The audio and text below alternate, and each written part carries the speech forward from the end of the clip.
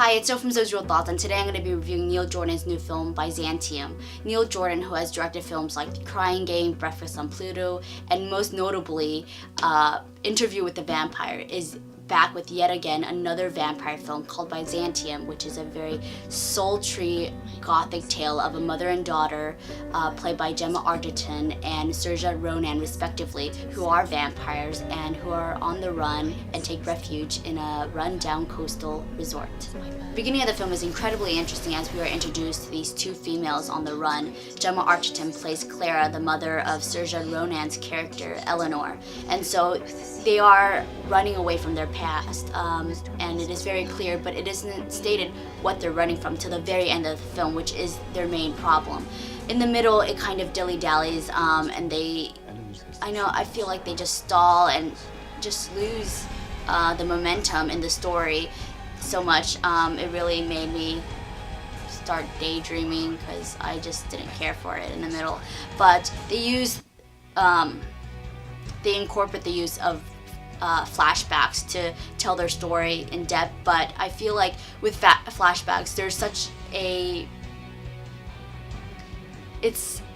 there's a really fine line with making, doing it well and making it cheesy and really campy, and I think that it was a little cheesy at times and they didn't use it very well, especially when you edited it, and just using flashbacks in general is really hard to do, and they intercut it with the past and the present, and they were trying to flesh out that Clara, who is a prostitute and will try to provide Eleanor with all the means that she needs to be protected, and she is a protective mother. She's trying to care for her so much, it's almost overbearing, and Eleanor, who is a teen, doesn't want to be held down, is very sheltered, and they're just complete opposites of each other, where,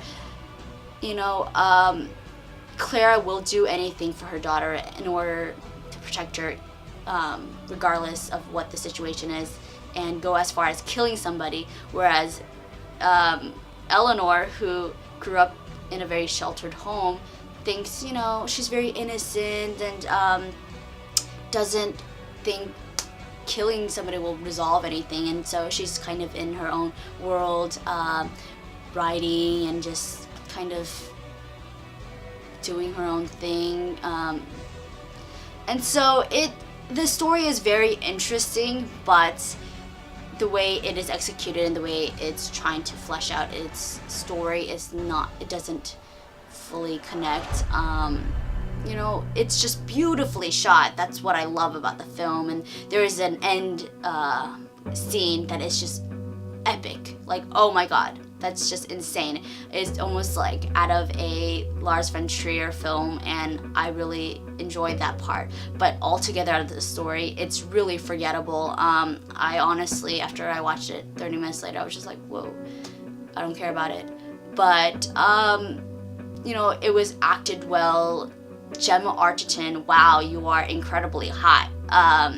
And Saoirse Ronan, I always appreciate her impeccable acting, and she's so damn convincing. There are so many good qualities to the film. It's just when you put it all together, it's kind of, it's nothing. I almost fell asleep. Wow. That's horrible to say, but for the most part, it was okay. So, yeah. Thanks for listening. Bye.